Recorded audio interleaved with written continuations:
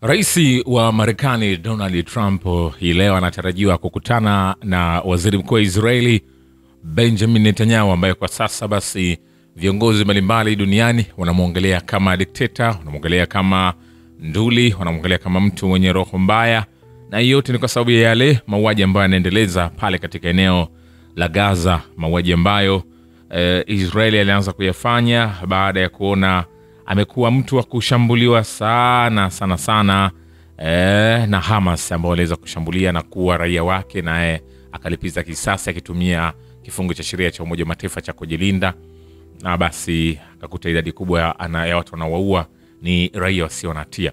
Kwanza kabisa, kabla sija kujuza hapo kwa kina, nikurudishe nyuma kidogo. Uliona video kwenye mitandao ya kijamii ambayo ilikuwa inaonyesha viongozi kwa wananyanyuka kwenye ukumbi wa Umoja wa Mataifa, wanaondoka baada ya Netanyahu kuingia na muda wake wa kuweza kutoa hotuba ulipofika, na wajumbe wengi walitoka nje ya ukumbi huo wa mkutano mkuu wa Umoja wa Mataifa kama ishara ya kupinga hotuba ya waziri mkuu wa Israeli Benjamin Netanyahu wakati wa kikao cha 80 cha umoja huo.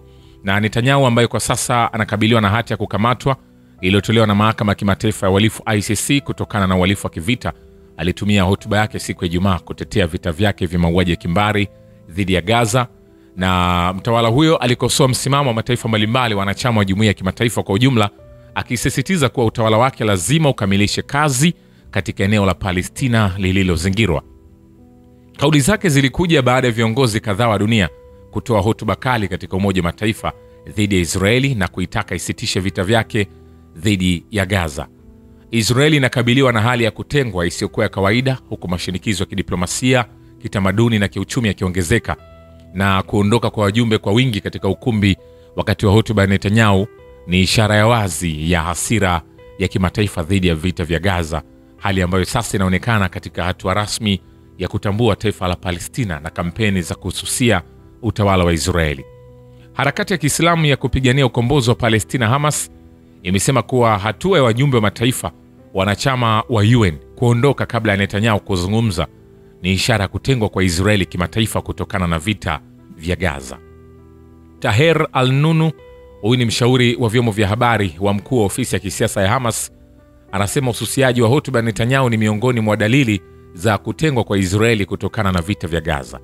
Kwenye hotuba yake, Netanyahu alionyesha kiburi na ukaidi kwa kutangaza kuwa anapinga hatua ya mataifa ya Magharibi na Ulaya kutambua taifa la Palestina, na akaapa kuwa Israeli itaendeleza ukatili na mauaji dhidi ya Palestina Gaza, huku akidai kuwa kuangamiza lengo lao ni kuiangamiza Hamas. Hata washirika wa jadi wa Israeli wameanza kukosoa kimaonyesho vita vya Gaza, huku nchi za Uingereza, Ufaransa, Australia na Canada zikiwa miongoni mwa waliotangaza kutambua taifa la Palestina hivi karibuni. Kwa kutumia hoja zamani, Netanyahu alidai kuwa kutambua taifa la Palestina ni kwa faida ya harakati kama Hamas, japo mataifa 157 tayari yametambua rasmi taifa la Palestina. Na Netanyahu amedai hakuna mauaji ya kimbari Gaza. Madai hayo yanakuja licha ya ripoti ya hivi karibuni ya tume ya Umoja wa Mataifa ya haki za binadamu kuthibitisha kwa Israeli imefanya mauaji ya kimbari Gaza. Ripoti hiyo imeungwa mkono na wataalamu huru wa haki za binadamu na wasomi mbalimbali. Na kwa mujibu wa Wizara ya Afya Gaza, zaidi ya Palestina 65,500 wameuawa na zaidi ya 167,500 wamejeruhiwa tangu kuanza kwa vita vya mauaji ya kimbari mnamo Oktoba 2023. Waathirika wengi wa mashambulizi ya Israeli bado wamekwama chini ya vifusi na mitaani. Hawa sasa tunasema hizi ni maiti ambazo zipo chini, lakini Israeli anasema ni swala zima la kujilinda wao kwa wanazidi kufanya mauaji ya raia hivi. Sasa kwa kile kitendo kilichofanyika, nikwambie Israeli wao walikuwa washajipanga. Nilikueleza awali kwamba wakati Netanyahu anaelekea New York, ndege yake ilipita juu sana ili kukwepa vizuizi kwenye yale mataifa ambayo tayari yamewekewa vikwazo. Maana ukipita kwenye anga za wenzetu ziko taratibu za kupita kama mkuu wa nchi. Hata kwa sababu tayari ana kikwazo kile kilichowekewa cha kuweza kukamatwa na mahakama ya kimataifa ya uhalifu ya ICC, basi alipita juu zaidi, ndege yake ilipita juu mno. Lakini walitengeneza miundombinu.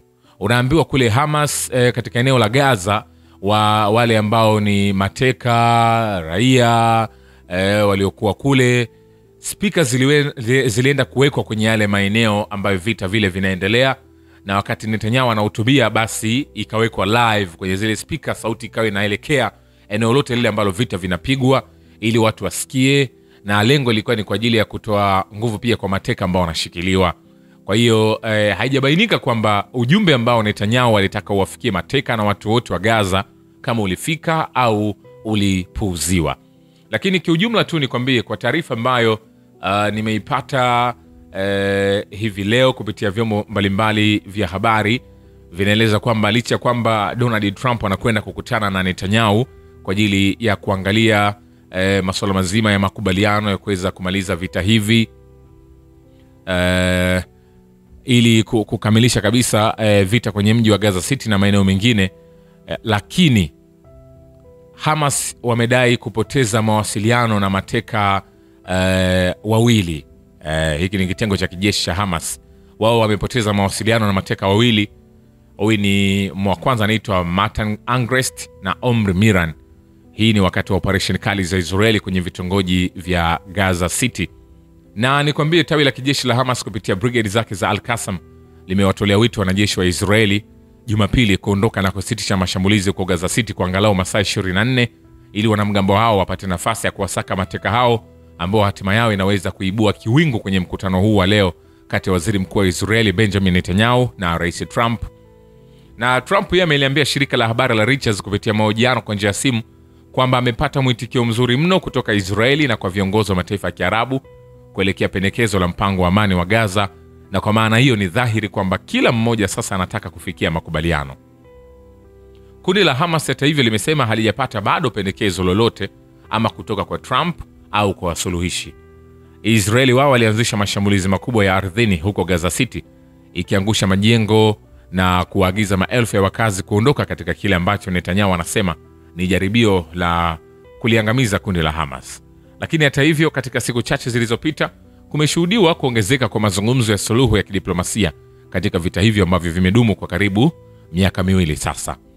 Na kwenye mpango mpya wa Trump ni kwamba unataka kurejeshwa mateka wa Israeli wakiwa hai ama wamekufa. Israeli wasishambulie tena Qatar, pamoja na duru mpya mazungumzo kati ya Israeli na Palestina ya kuishi pamoja na kwa amani. Jumapili Netanyahu yeye alikiambia kituo cha utangazaji cha Fox cha nchini Marekani kwamba Israeli inafanyia kazi mpango mpya kusitisha mapigano, lakini bado kuna mambo wanayoendelea kuyashughulikia akishirikiana na timu ya Rais Trump. Na kwa upande wa wachambuzi wanasema Netanyahu hana tena chaguo. Netanyahu anazidi kulemewa na shinikizo la kimataifa la kuvimaliza vita, na hasa kufuatia mashambulizi ambayo yanaendelea Gaza City na vifo vilivyosababishwa na vita kati ya Israeli na Hamas sasa vinasogea kuelekea 66, hii ikiwa ni kulingana na Wizara ya Afya Gaza. Na Eitan Gilboa, huyu ni mmoja mtaalamu wa masuala ya uhusiano wa Marekani na Israeli kwenye chuo kikuu cha Bar Ilan, amesema Netanyahu hana tena chaguo zaidi ya kukubaliana na mpango huo wa Trump ili vita hivyo basi viweze kumalizika. Sasa hayo yakiendelea, balozi wa Marekani kwenye ardhi za Palestina zinazokaliwa kwa mabavu na Wazayuni anatarajiwa kuelekea Cairo, mji mkuu wa Misri, ili kuwasilisha mpango wa rais wa Marekani wa kukomesha vita vya Gaza. Kwa mujibu wa shirika la habari la Tasnim, Mike anapanga kuelekea Cairo katika siku zijazo kwa madai ya kupunguza mvutano baina ya Misri na utawala wa Kizayuni na kujadili mpango wa Trump wa kumaliza vita vya Gaza. Je, atafaulu? Basi muda utazungumza. Vilevile harakati ya mapambano ya Kiislamu ya Palestina Hamas imetangaza kuwa haijapokea mapendekezo yoyote mapya kutoka kwa wapatanishi na iko tayari kuzingatia mapendekezo yatakayotolewa kama yatakuwa na maana ya kuzingatiwa na kama yatakuwa na nguvu za uwajibikaji. Kwa mujibu wa shirika la habari la Tasnim, harakati ya mapambano ya Kiislamu ya Palestina Hamas ilitoa taarifa Jumapili na kusisitiza kwamba haijapokea mapendekezo yoyote mapya kutoka kwa wapatanishi wa mazungumzo hayo. Taarifa ya Hamas imeongeza kuwa mazungumzo yamesitishwa tangu lilipofeli jaribio la mauaji ya kigaidi lililofanywa na utawala wa Kizayuni tarehe 9 mwezi Septemba 2025 huko Doha, mji mkuu wa Qatar. Taarifa hiyo pia imesema mukawama iko tayari kuzingatia pendekezo lolote itakalopokea kutoka kwa wapatanishi kwa mtazamo chanya na wa kuwajibika, lakini hautaacha kulinda haki za kitaifa za Wapalestina. Vilevile katibu mkuu wa Hezbollah ya Lebanon Sheikh Naim Qasim amehutubia mjini Beirut maadhimisho ya mwaka wa kwanza wa kuuawa shahidi Saidi Hassan Nasrullah na Saidi Hashim Safiuddin, na kumhutubu shahidi Nasrullah kwa kusema, ewe Nasrullah, kama ulivyotufunza hatutaziacha katu silaha za mukawama. Sheikh Naim Kasim amehutubu tena shahidi Nasrullah na kusema njia ya Hezbollah iliundwa kwa fikra, nafsi na damu ya Nasrullah, na Palestina ilipandwa ndani ya nyoyo. Katibu mkuu wa Hezbollah Lebanon ameendelea kumhutubu shahidi Nasrullah na kusema, njia yako ewe Nasrullah ni ya milele. Ni kweli kwamba waliulenga mwili wako, lakini roho yako ingali iko hai. Katika sehemu nyingine ya hotuba yake, Sheikh Naim Kasim ameendelea kusema, tulisimama imara dhidi ya vita vya kimataifa ambapo utawala wa Kizayuni ulijaribu kufuta mukawama ili kufungua njia ya kuundwa Israeli kubwa. Amekumbusha kwa kusema, baada ya mashambulizi ya utawala wa Kizayuni na kuwa washahidi makamanda wa mukawama, maadui walidhani wataporomoka, lakini kwa kuchaguliwa makamanda wapya wa Hezbollah waliweza kudhibiti tena hatamu za uendeshaji wa mambo. Lakini hayo yakiendelea, kiongozi wa harakati Ansarullah ya Yemen Abdul Malik al-Houthi amesema kuwa kiongozi wa mukawama Lebanon shahidi Saidi Hassan Nasrullah bado ni jinamizi kwa Israeli, ingawa aliuawa na utawala huo mwaka mmoja uliopita. Kiongozi wa harakati Ansarullah ya Yemen Abdul Malik al-Houthi ameeleza kuwa shahidi Saidi Hassan Nasrullah alikuwa kitisho na jinamizi kwa Wazayuni kwa zaidi ya miongo minne. Abdul Malik al-Houthi ameeleza haya katika hotuba aliyotoa pia katika marasimu ya kumbukumbu ya kuuawa shahidi katibu mkuu huyo wa zamani wa harakati ya mukawama ya Lebanon Hezbollah. Vilevile kwenye hatua inayoonekana kama kuunga mkono waziwazi mauaji ya kimbari ya Palestina huko Gaza, Marekani imetangaza kuwa itafuta visa vya rais wa Colombia Gustavo Petro kutokana na kauli aliyotoa wakati wa maandamano ya kuunga mkono wa Palestina huko New York.